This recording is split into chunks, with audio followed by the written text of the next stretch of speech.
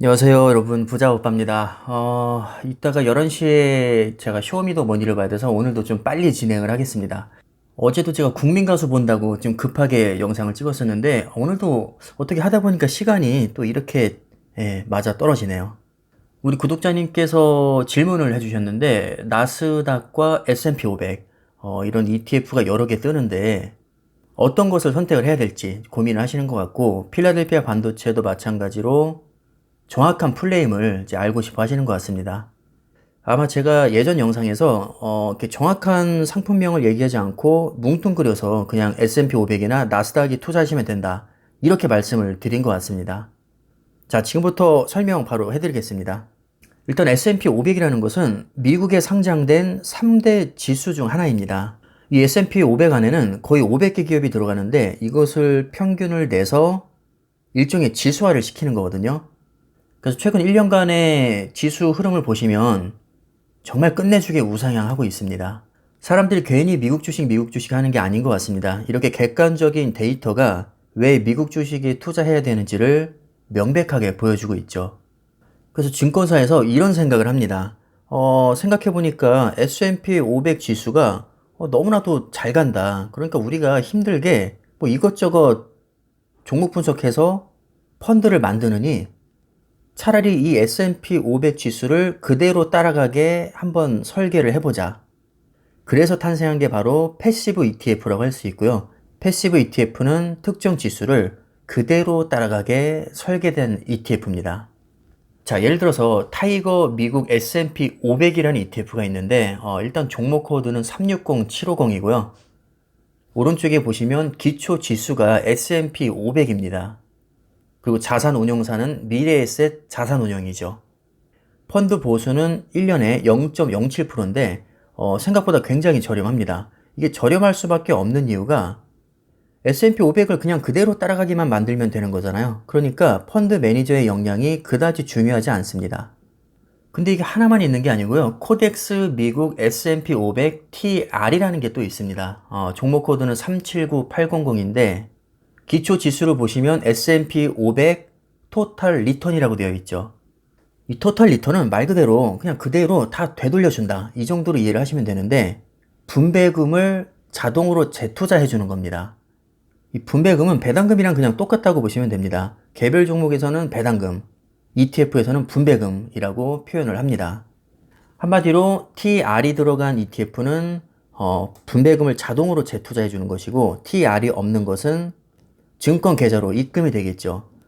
근데 S&P 500의 분배금은 정말 쥐꼬리만큼밖에 안 되기 때문에 사실상 뭐 TR이 붙든 안 붙든 수익률에는 거의 차이가 없습니다. 여기서 중요한 특징이 나오는데 똑같은 S&P 500 지수를 추종하지만 앞에 코덱스가 붙은 것은 자산운용사가 삼성자산운용입니다. 아까 타이거가 붙은 건 미래에셋이었죠. 여기서 제가 잠깐 퀴즈를 한번 내보겠습니다. 똑같은 S&P 500 지수를 추종한다고 했을 때 운용사에 따른 수익률 차이가 있을까요? 거의 없습니다. 왜냐하면 기초 지수 자체가 똑같은 것을 추종하니까요. 예를 들면 이런 거죠. 철수와 영희가 있는데 똑같은 A라는 과일 가게에서 물건을 떼어다가 팝니다. 그럼 철수의 과일과 영희의 과일의 퀄리티가 차이가 있을 리가 없겠죠. 왜냐하면 둘 다 어차피 A라는 똑같은 과일 가게에서 물건을 떼다 팔기 때문입니다.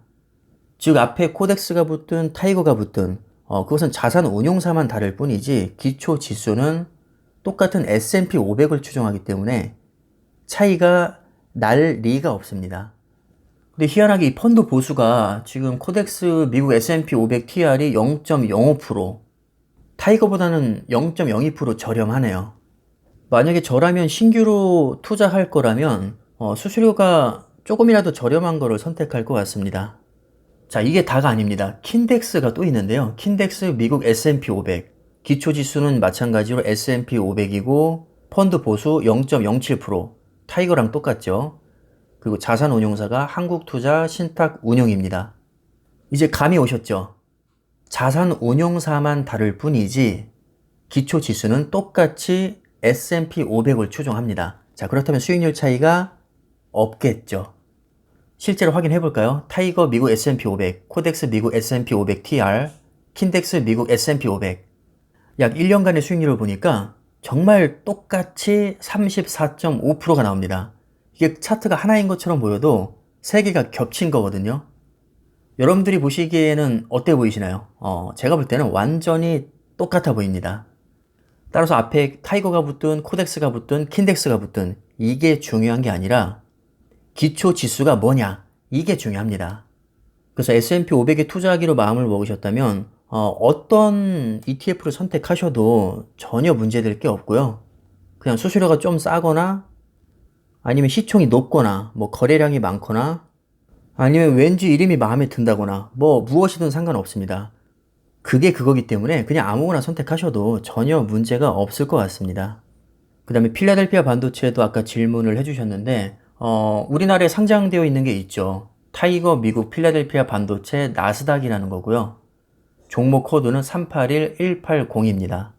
기초 지수는 당연히 필라델피아 반도체를 추종하게 설계가 됐고 자산 운용사는 앞에 타이거가 붙으니까 미래에셋 자산 운용이 됩니다.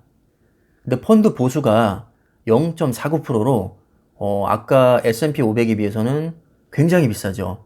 거의 7배가 비쌉니다.